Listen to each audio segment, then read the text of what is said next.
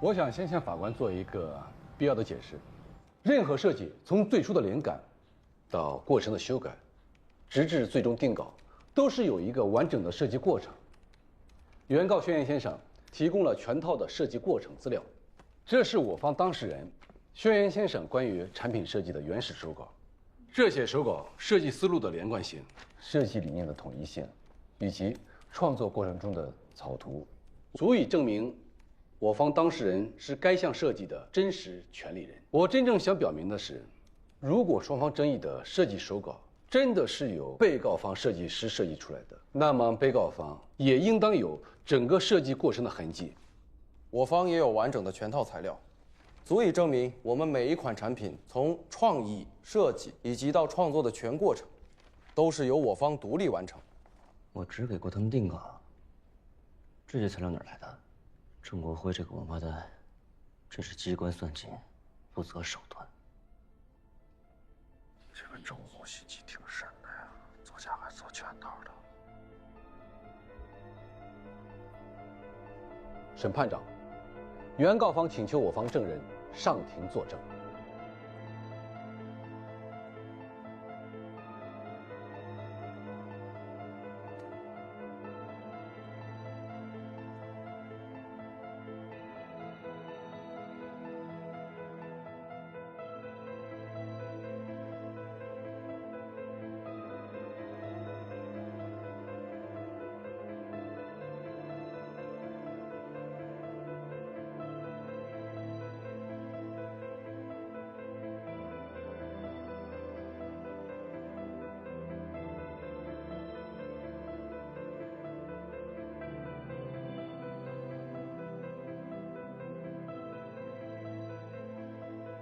看来对方准备的非常充分，应该是真假难辨。这种情况，这样的话对我们就非常不利了。哎，王律师，要不要现在把纸上暗纹的事收上？行。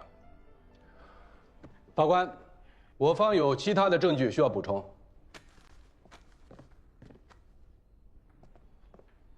法官，请注意一下。现在你手中拿的这张印有宣永年制水印的宣纸，和大雅斋向你提供的原始专利申请稿拥有同样的水印。这里我要解释一下，水印上的名字宣永年，正是原告轩辕先生的父亲。宣永年先生手工宣纸国家非遗传承人，在1年半以前便不再造纸，印有其名字的宣纸是属于收藏款。从未在市场上流通过，所以我方想请法官注意一个细节：原告轩辕先生关于宣宝文创系列的原始稿件，均是采用这种特殊的纸张。如果被告方提供的设计原稿上也有这种宣家专属的水印，那就充分证明被告方提供的专利申请稿是原告轩辕先生的原始设计稿。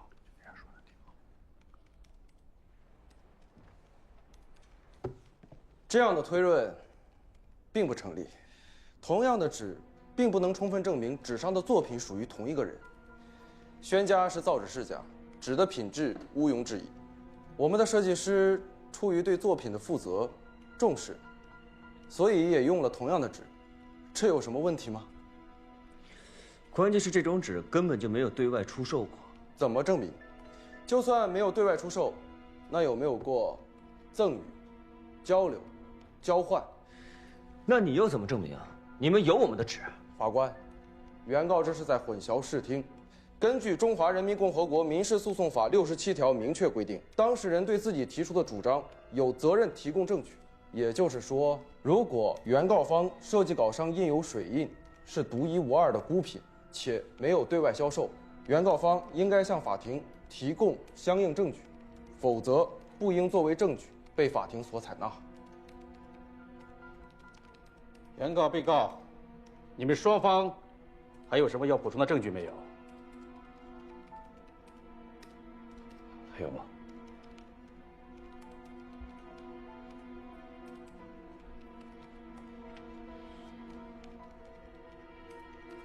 暂时休庭，稍后宣判。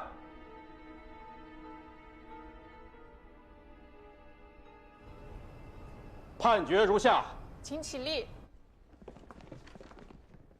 本院认为，根据《中华人民共和国民事诉讼法》第67条之规定，专利权属纠纷的举证责任应由主张权利的一方承担。本案中，原告方的举证证据不能证明其主张，反观被告方提交的证据具有真实性、合法性、关联性，故驳回原告方全部诉讼请求。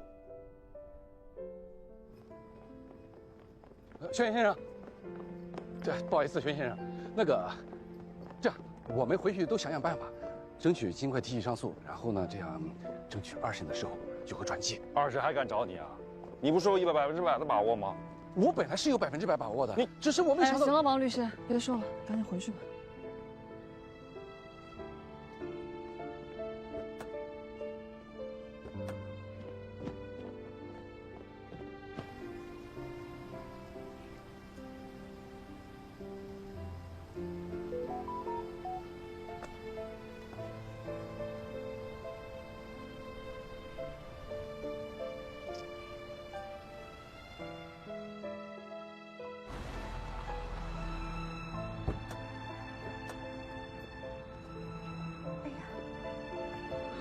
还是担心你呀。我说咱们这次也没新的证据，你这样去别担心啊，艾玛呀给我找的这个律师算是京城顶尖的了，行不行呢？都要见面聊一下。那你快去快回，记着，无论结果如何，你别自己一个人承担，我们陪你。知道了，所以赶紧回去吧啊！我记。哎呦，我还回来呢，跟我不回来似的，赶紧的回去了啊！走了啊！等你啊，走了啊！有事发消息。知道了，走了。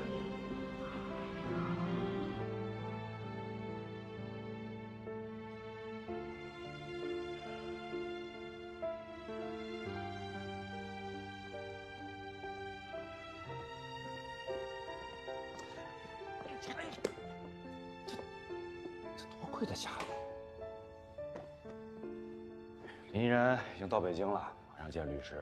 你呀，就踏踏实实的在我家待着啊！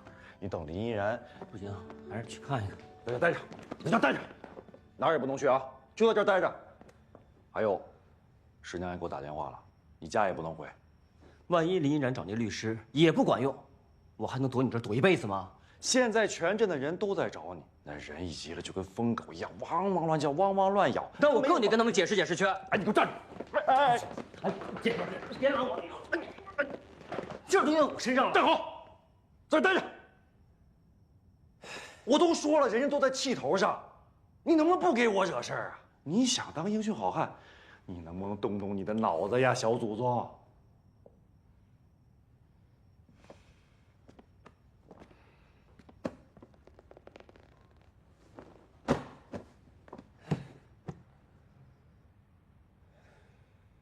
你要是真想走，在我这待一晚上，明天再走。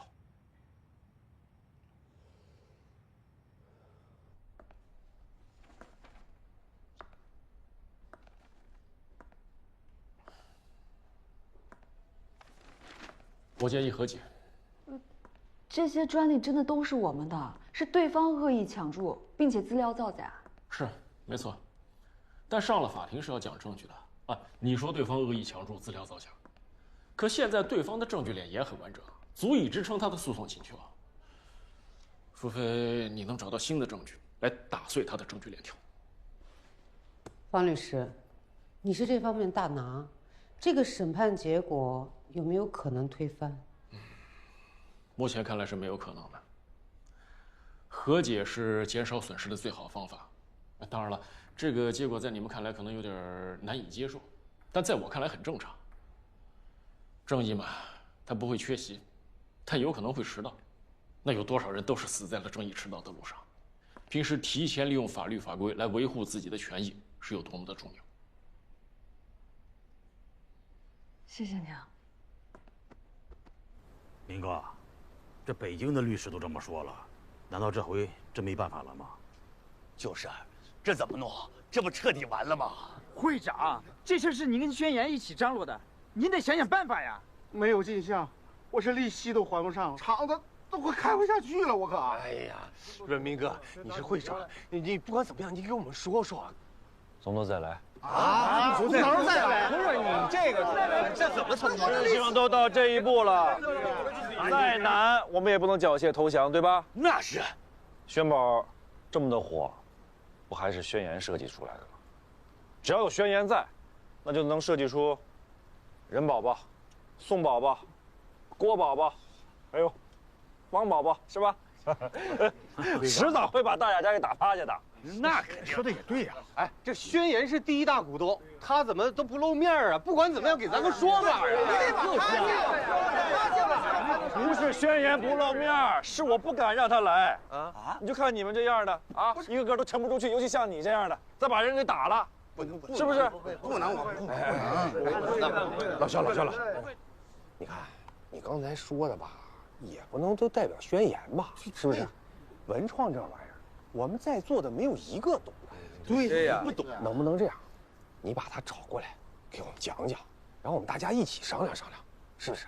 即便是要从头开始，咱们也得听听宣言到底是咋想的，不是？你打电话给他打个电话，给他打个电话，给他打个电话，你给打个电话。哎，我把他叫来可以啊，咱们事先说好，谁都不能急眼，有事好好说。那放心。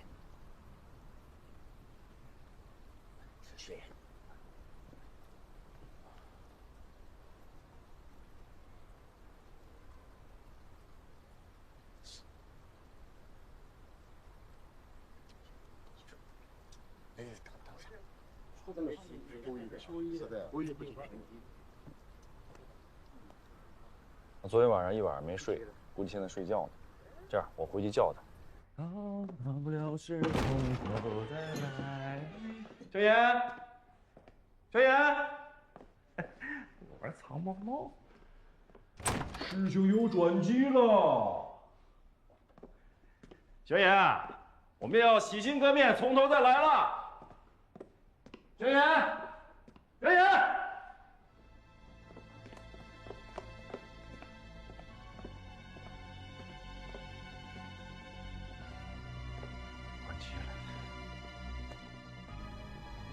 天儿都阴了，这啥时候回来呀？哎呀，这一会儿下雨咋整呢？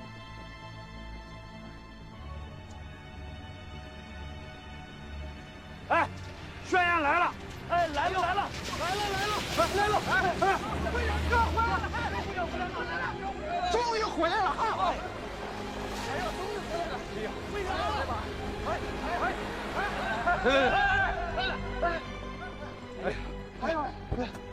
宣言呢？啊，人呢？人呢？跑了？人呢？我没找到宣言，他是不是跑了？他没跑，他怎么能跑呢？不是你没跑，人呢？这人哪去了？就是的，我不知道，我就联系不上他。那跑了就是跑了，你实话实说，你就把我们当3岁小孩糊弄吗？从最开始你就糊弄我们，你们糊弄我们已经够多了，我都发誓了，我都说我不急眼了。我们现在就想听点实话，不行吗？我说的就是实话，我没骗你们，我怎么可能骗你们呢？完了！人都跑了，咱干个屁呀！都回各家，洗洗睡，走了。哎，姐，哎，我说就有问题，走了，知道吧？不靠谱了，都回去等消息了啊！骗子都是骗子！哎，走了。回去等消息啊！老肖啊，我真的希望这件事儿你没有骗我们，啊？哎，王骗，民哥什么人品你不知道吗？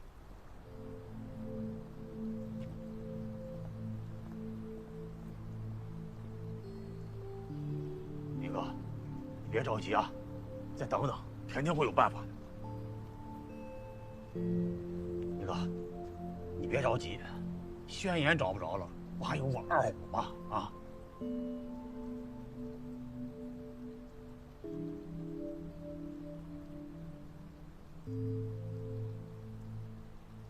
走来，老公，你别摔我，别摔我呀！别摔我！老公，还过什么过呀？什么情况啊？火灭了吗？啊，你放心，都灭了。你们两口子怎么回事啊？咱上自己家厂子呀！我不想活了，我们家的厂子没了。我们镇上和协会已经在想办法了，现在还没到绝路的时候呢。这就算到了绝路，我们也会给大家冲出一条路。我们和肖会长还有宣言，一定会给你们一个交代的。老宋，以后不能再这样，听见没有？听见没有？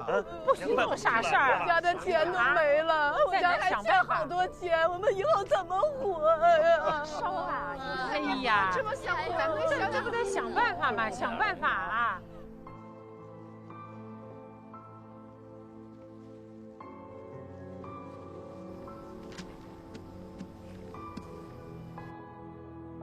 这招租的给我打电话吧。辛苦。好，您慢点。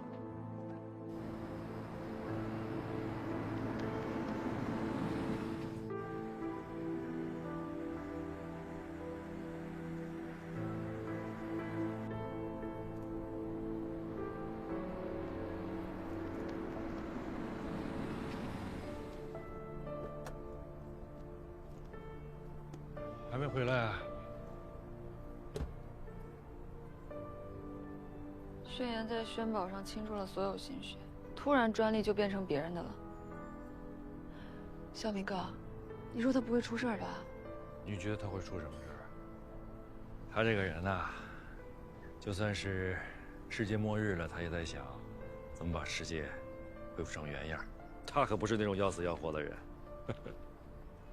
生活如墨，平淡无常，风云万变是常态，但只数千年，靠的是人性。做人也一样，痛一关，苦一关，难一关，关关难过，关关过。但只有这样，我们的内心才会变得更加强大。这是我师父教给我的。轩辕不在，后面的工作我们也没法安排，所以现在解决问题的最关键还是他。但是他没回来之前，我们的心可不能乱，我们一定要挺住。对，得挺住。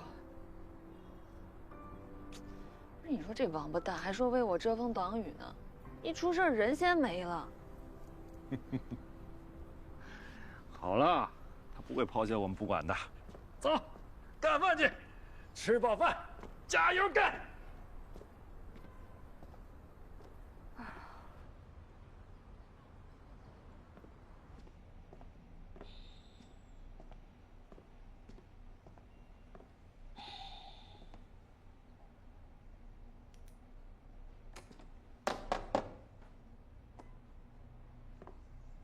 丁总，没打扰您吧？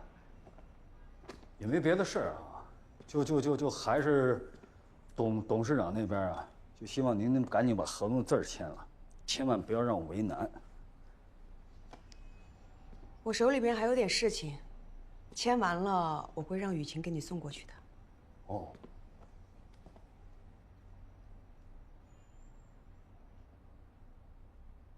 其实咱俩呢共事也挺长时间了，有两句推心置腹的话，不知道当讲不当讲。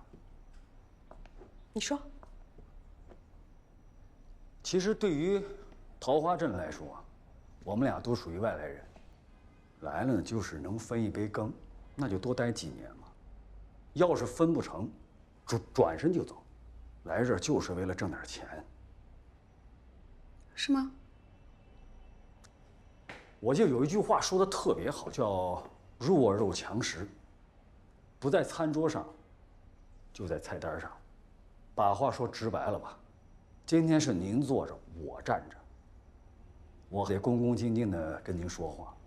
如果有一天咱俩的身份互换，我坐着，您站着，还得让您跟我恭恭敬敬地说话，我主要是担心您心里不是滋味儿。有点接受不了，所以我是真心的希望您能够高升。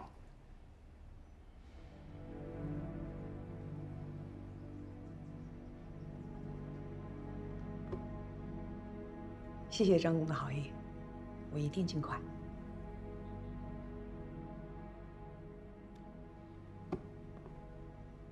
那就期待您的好消息。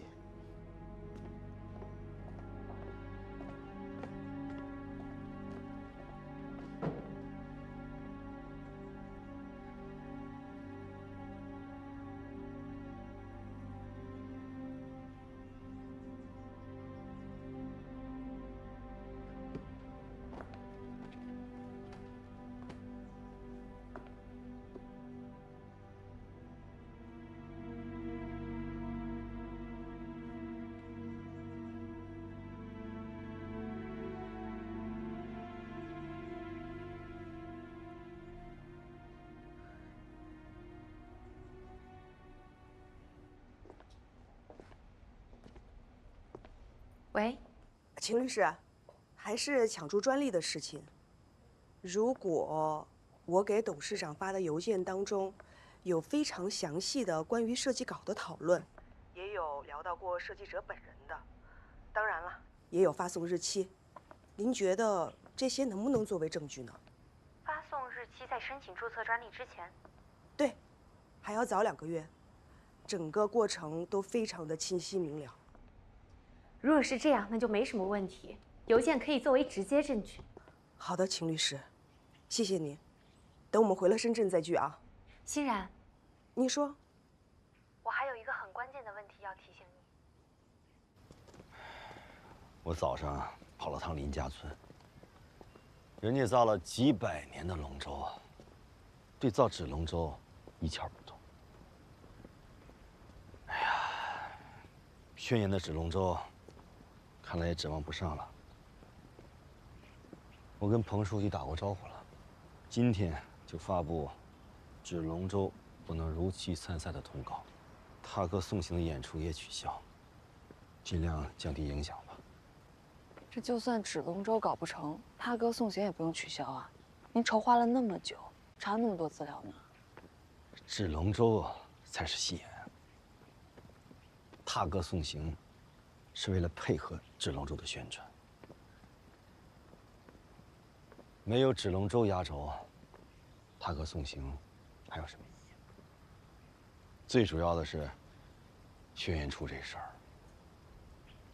搞得桃花镇的人都没了心情儿，大家也都不想参加了。可是主任，您花了那么多心思，还复刻了李白赠汪伦的名场面，这么好的创意，就这么放弃也太可惜了。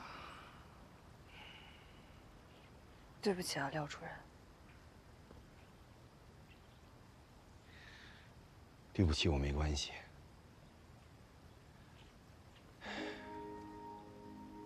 我对不起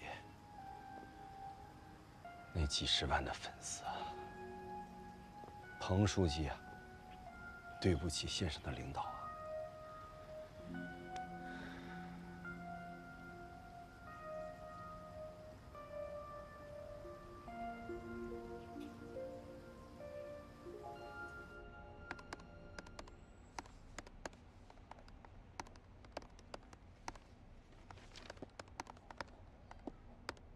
明哥，别算了，我大概看了一下，这所有人加一块儿不少钱呢。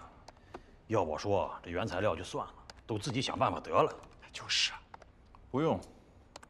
我还是那句话，有不想干的，还有想折了卖的原材料和设备，全都给我。我知道你为我们好，但这不是小数，你不能一个人扛啊。是不是小数那也是我的事儿。大不了我把厂子搭进去，不行的话，我把房子再搭进去。再要是不行的话，我就贷款。总之，这底儿我兜着啊。不是，你看你这话说的，整的好像我们来逼宫一样。这人心都是肉长的，你别看前几天闹哄哄的，什么骂天骂地的。都是亏不起了，肉疼啊！这有能耐的人啊，遇到困难不会怨天尤人，而是会找出路、想办法。宣言就是这样的人。我为什么敢接这个摊子呀？就是因为我认准了宣言，认准了文创这件事儿。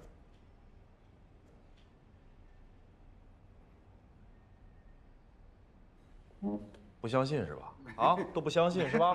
好，那咱们就打个赌，看看最后谁后悔。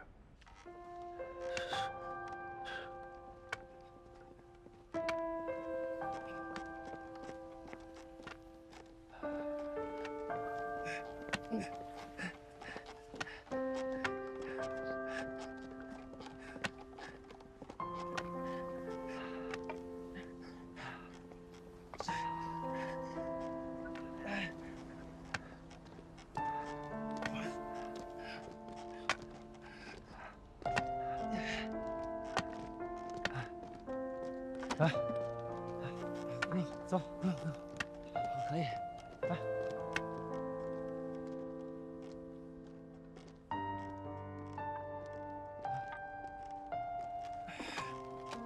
怎么不走了？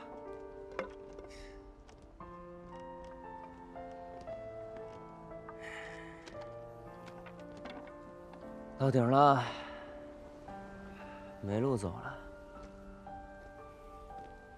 没路了就停下来，把眼前的事情做好，其实也是一条路啊。没听懂你说什么呢？这有什么听不懂的？今天就只想着把今天的事情做好，明天该干什么就干什么呗。事儿是没出在你身上，你这叫什么？你这个就叫做站着说话。你也坐下了，还是这儿好啊！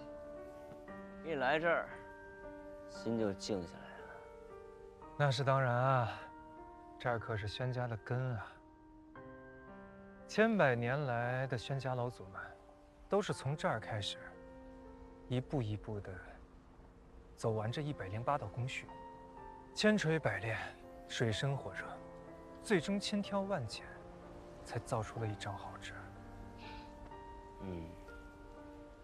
宣言，你不应该待在这儿，你应该去做你该做的。你的意思是，我应该跟他们一样，在这里从头再来？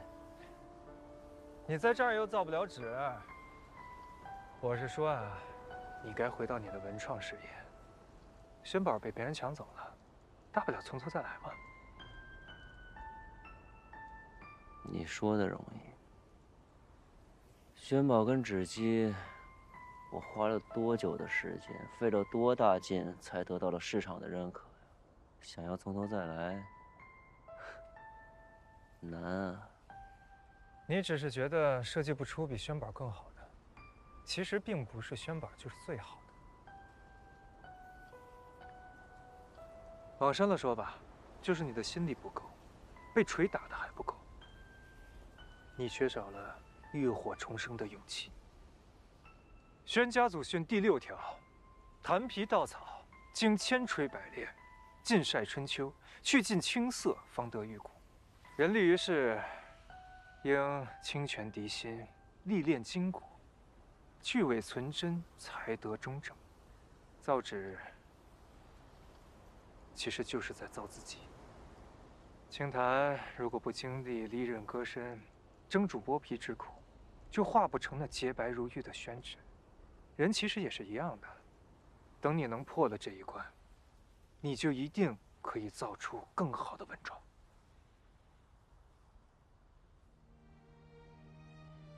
我知道我为什么失败了。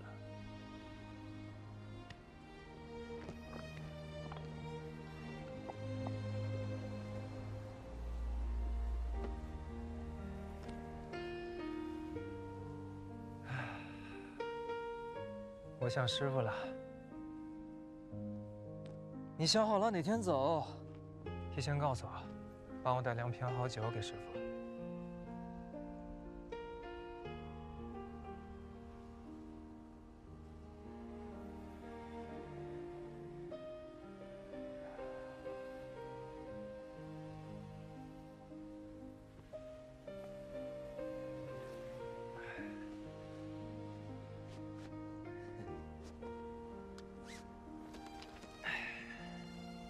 来，下来。这就走了？走了。把扁担拿走啊？你自己干吧。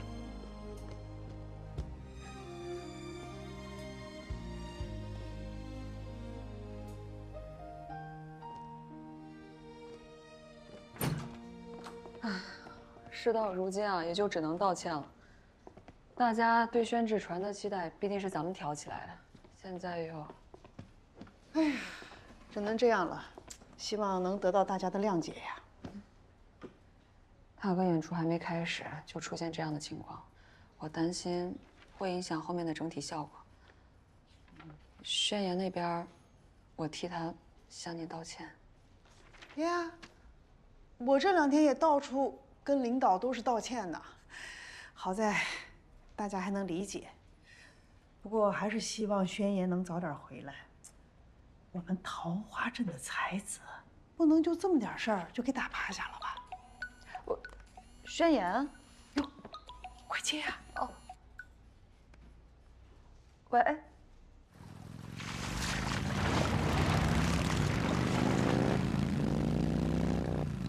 是谢，走，是他，是他，快！宣言，小会长，宣言，是宣言回来了，你跑哪去了？哎呦，你可回来了，去了这些天？哎，我们都在找你啊，找了你这么多天。明哥呢？我们找了小会长在哪儿？这会儿在哪呢？哎，你可算回来了，在里面呢。小会长，会长，多天了都。宣言回来了。你去哪儿？多少人找你，你知道吗？明哥，回来就好。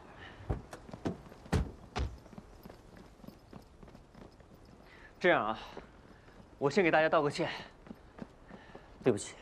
不是你这道歉有什么用啊？你跑什么呀？我没跑，我也没想要跑。毕竟这个事儿起因在我，出了这么大的困难，以后这路该怎么走，我得给大家一个说法。只不过之前我没想好该怎么面对大家，现在我想清楚了，该面对的面对，该处理的处理，这路啊，还得继续往下走。好，来，那你说说，下面该怎么走？2个方案：一，赔偿，大家损失了多少我就赔多少。我现在能赔上的我就赔，现在赔不上的，我先打下欠条，之后赚了钱慢慢还给大家。这钱还不上，我绝不会离开桃花镇。这事儿你不用管。宣言，刚才肖会长可说了，有想退出合作社的，他一个人承担。是。对。明哥，说第2个方案。我要从头开始，继续做宣纸文创。继续做。先前下架的、停产的都是过去式了，咱们不提了。在这儿，我也跟大家说清楚，我已经和大雅斋解除了合同。接下来，我会以合作社带头人的身份，全力以赴地投入到新产品的设计研发当中。请大家相信我，我一定会做出更优秀的作品来。到时候，咱们去申请咱们的专利，重新把市场给夺回来。这能行吗？我觉得这行啊，这行啊。当然了，通往成功之路一定是艰辛的，欲要重生，必先涅槃。这其中有人不愿意继续的，我也拦不住大家。还是那句话，该赔多少我就赔多少。但是如果有人愿意信任我、相信我宣言，愿意继续跟着合作社往下走，咱们就一起扛过这段艰难的时期。我一定会带大家摆脱困难，让本就属于我们的东西重新回到我们的手里。我跟着你干，不为别的，就为你能站在这儿，为你刚才说的这段话。我们都是当老板的，谁家做生意一开始就顺风顺水呀？啊？谁没遇到点沟沟坎坎的？怕输，跌倒了再爬起来继续干就不叫输。宣言能用一个小小的笔记本搞那么大的事儿，他能设计出几个小娃娃，让大雅斋的郑国辉眼红。郑国辉是什么人啊？是做大生意的人，他都能眼红，那说明什么？说明宣言有能力，说明宣言有才。所以我坚信，只要跟着你干，就一定能成大事。我也干。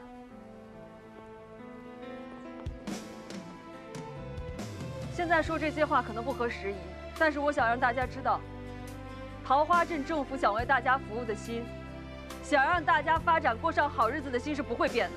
我们不怕失败，也不怕大家指责，但是这件事情只要能干好，只要桃花镇宣纸文创产业能够发展起来，传统宣纸产业能够带动起来，那我觉得一切都是值得的。我也干。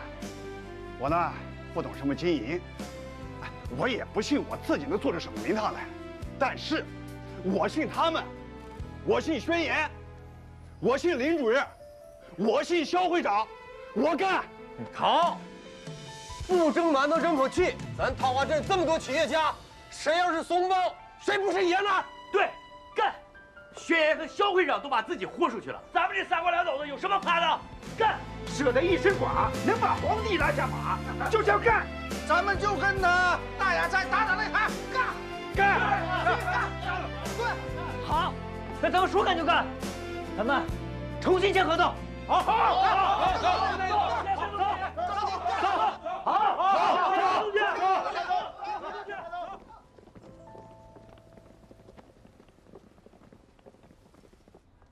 欣姐，告诉你一个好消息，轩辕他们回来了，他们的合作社又要搞起来了。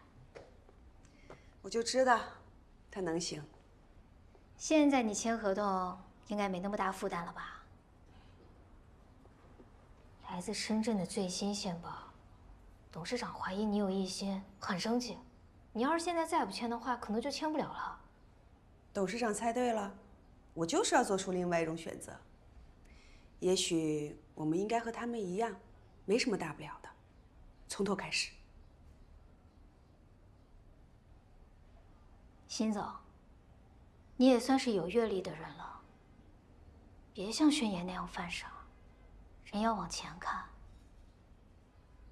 我知道你想干什么，我只能说很遗憾，你的计划要落空了。辛总，这有2个销售分成合同，需要您签一下字。哦，好。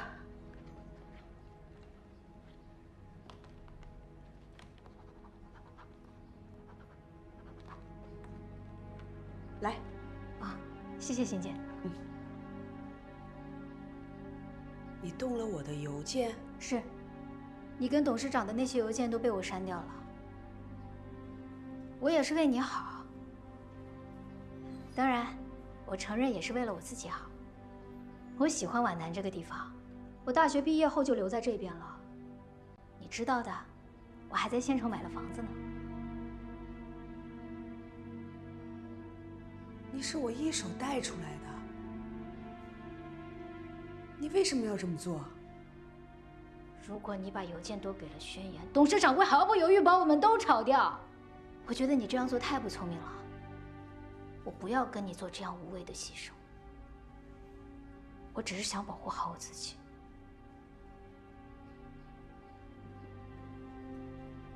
我没有错。保护自己没有错。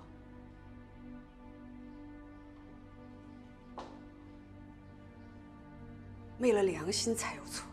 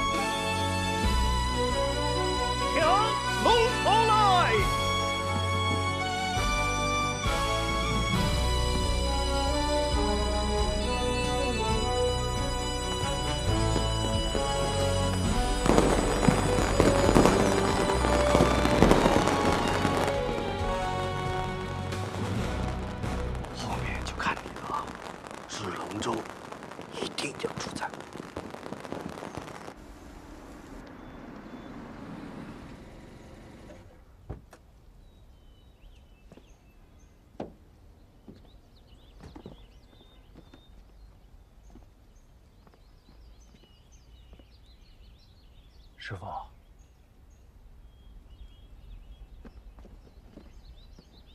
师傅，师傅，哟，你怎么在这儿睡了？别感冒了。你怎么来了？我来看看你。哦，哦，还带点东西。哎，有什么事儿吗？宣言回来了，问题都解决了，大家伙儿都相信宣言的能力，所以决定继续入股，合作社接着干。我知道了。还有个事儿。什么事儿？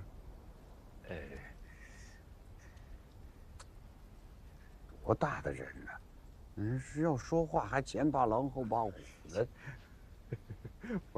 我是想请您帮个忙，怕您不同意。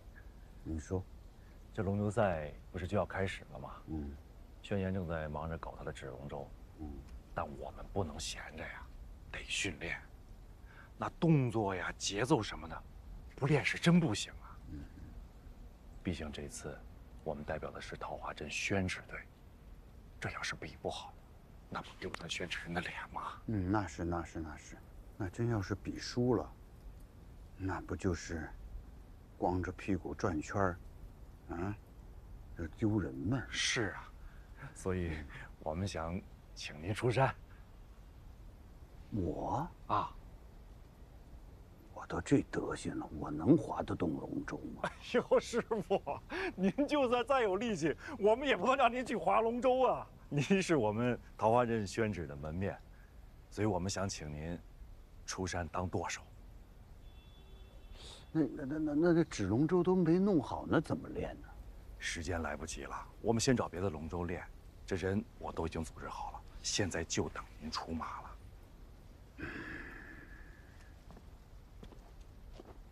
师傅，掌舵这个位置，您不做，别人是真不敢做呀。以后别弄这些没准头的事儿，好不好？弄不好让别人看笑话。好，只要您出马了，肯定有准头。那您是答应了？哎呀，太谢谢师傅了，太谢谢了。那我赶紧准备准备啊，咱们下午桃花潭见。不，你师娘的中午饭都做好了，你就在这吃饭吧。哎呦，哎呀，一提到师娘做的饭，我可想了，大粉蒸肉，我的口水都快流出来了。那就在这吃呗。哎，不，我怕一吃，肚子撑的影响我发挥呀。没事，您赶紧去吃吧。咱们下午见，下午桃花潭见。好吧，师傅，那我走了。哎。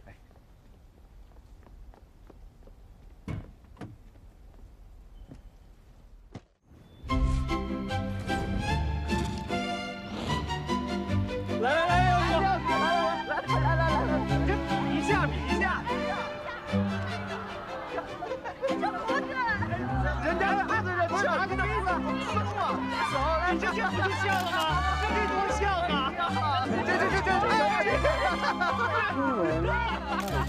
都照个相，桃子。哎，我没带手机，我手机。带上了。老廖，什么情况？老廖啊，这么早就拜他了？那个，这个是忙起来哪有时间换呢？老廖现在是大红人啊，我们这个手里的工作多，他呀里里外外都在亲自操心，辛苦你了。应该的，不错呀。您现在火得很呀，我也关注你了，我还点赞呢。哎呦，谢谢秦书记，关注老廖，爱你做个有用的人。谢，没关系，谢谢啊。哎，不说这些，你赶紧问一问这个宣言和他们的队伍什么时候到？打电话一直在催呢，您们放心啊。问。哎，是宣言吗？哎，到了没有？什么贷款？打错了。开玩笑，在哪儿呢？哎，眼镜。进过。加油！加油！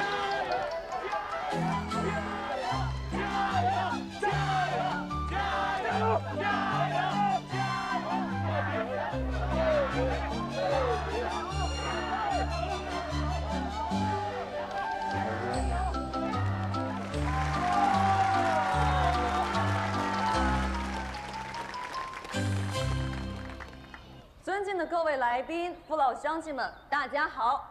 桃花潭惊喜奇遇乐潮端午龙舟赛，欢迎你们！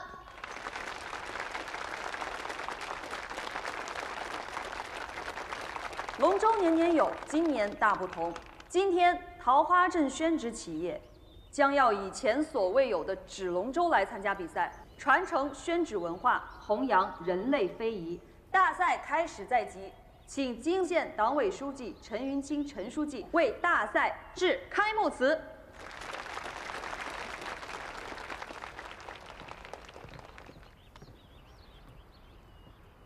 尊敬的各位来宾、参赛选手、父老乡亲们，大家好！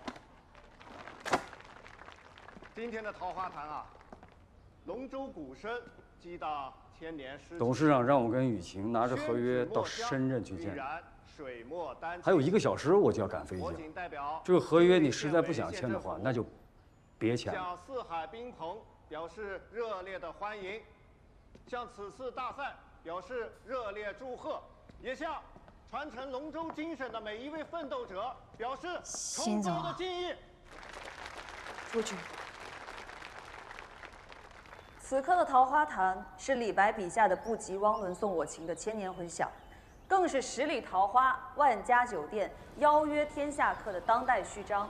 当年汪伦以诗酒桃花相约李白，今日我们以龙舟竞渡之姿，宣纸铺陈之美，诚邀八方友人在青山碧水间共赴一场古今交融的文化盛宴。下面让我们有请桃花镇镇党委书记彭书记宣布比赛开始。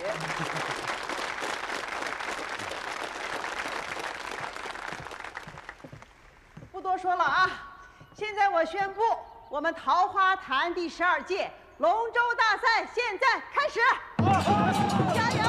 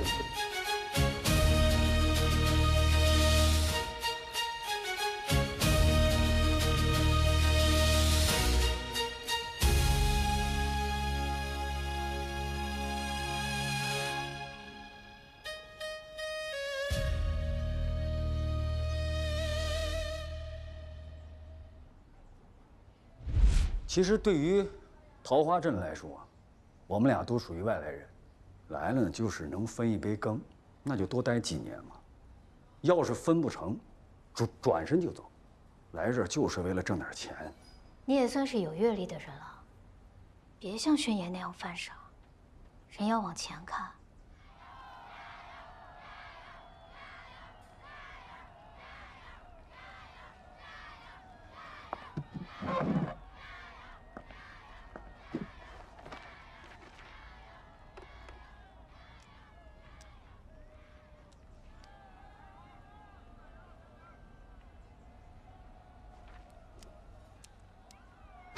阿姨，小星，你怎么来了？让阿姨抱抱。我猜一猜，你爸让你来的。这次我没收我爸的钱，我自己想来看看你。这里边太吵了，我们出去说吧。嗯，阿姨。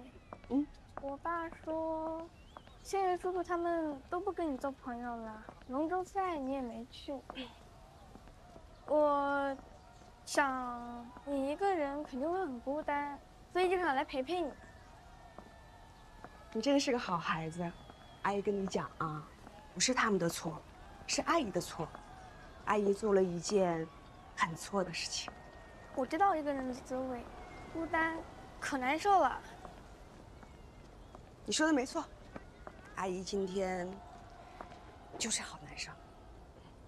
这快不行了，这没事儿，参与就是好事儿。对，是吧？只要参与了就好。在我看来啊，他们已经胜利了啊！至少要给他们颁一个最佳贡献奖。你们看看观众的反应啊，这么热情，如果不让他们颁个奖，那观众都不答应。对，加油！加油！加油！小最帅！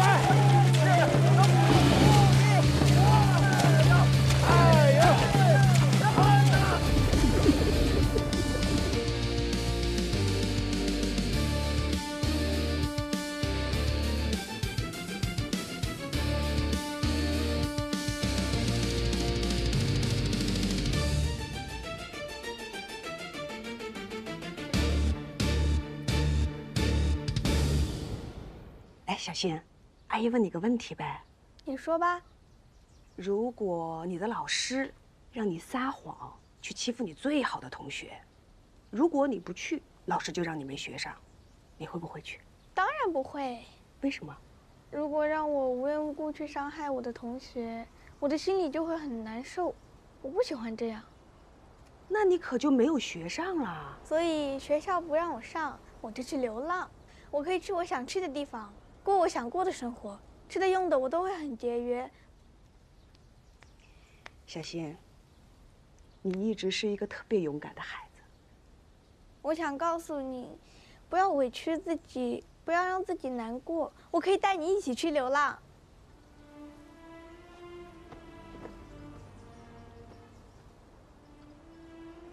谢谢你，小新。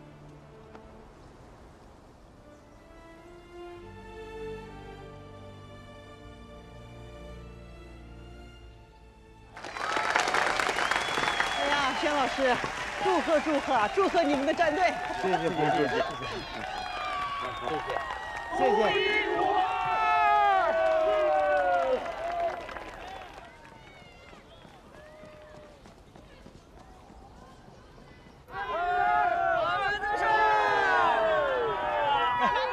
杨老师，杨老师，谢谢谢谢，来，2、1，耶！耶！龙世铁喊个口号，龙世铁喊个口号，来！护球最快，弹球最帅，选举龙舟独一无二。你干什么？怎么样？不挺好的吗？忘了，咱俩还有个赌约呢。不是吧？你现在还想让我给你道歉？小心点。当然不是了，该跟我回家吃饭了吧？嗯。哦。嗯。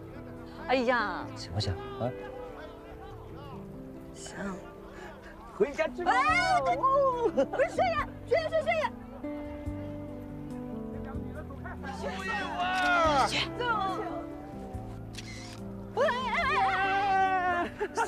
轩辕叔叔，轩辕叔叔，小星，小星，啊，怎么你爸在那儿呢？欣然阿姨叫我把这个给你。欣然。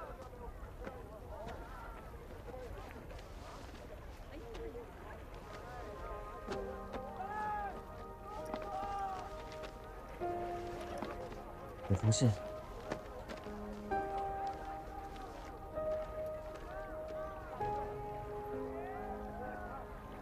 给我的。欣然，你说，我还有一个很关键的问题要提醒你，你一定要去公证机关做证据保全。另外，大雅斋和宣言的合同也有一定的举证价值。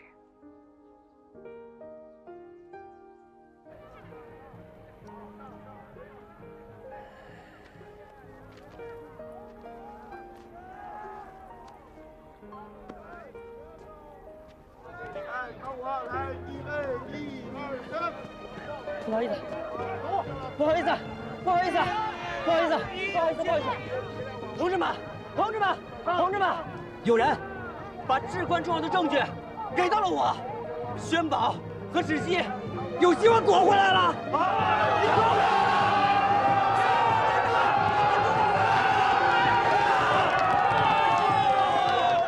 我们有希望了，有希望了，来。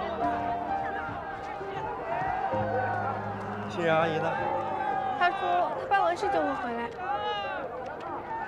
我估计他不会回来。不可能，他说他要跟我一起去流浪。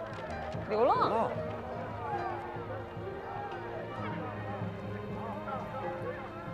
这是他的信。宣言，见信如面。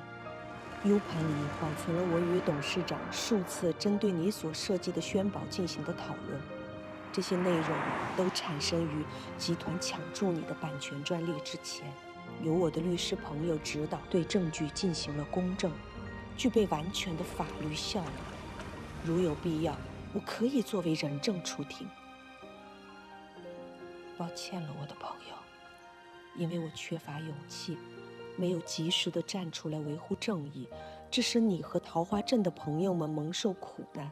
我不奢求你立刻能够原谅我这个迟到的胆小鬼，只希望你为了正义，冲锋在黎明前的黑暗中时，这些证据能帮你照亮前方的路。永远欠你一个道歉的，欣然。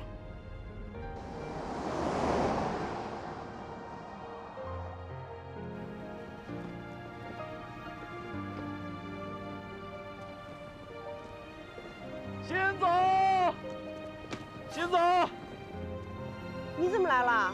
我们来找你了。不辞而别，可不是你辛总的风格呀。别再叫我辛总了，叫我欣然吧。欣然，去我们厂子的事儿，考虑的怎么样？小明，我都跟你说过了。我真的去不了。不去我们厂也行，那就去我们合作社应聘总经理吧，薪资待遇非常的丰厚，最重要的是离咱们家近，是吧，欣姐啊？你什么意思？阿姨，你不要走好不好？我舍不得你。小欣，其实阿姨也舍不得你，阿姨以后会经常给你打电话的，好不好？欣然，留下来吧。这是我和幸运的心里话。不管你在哪儿，都能体现你的人生价值。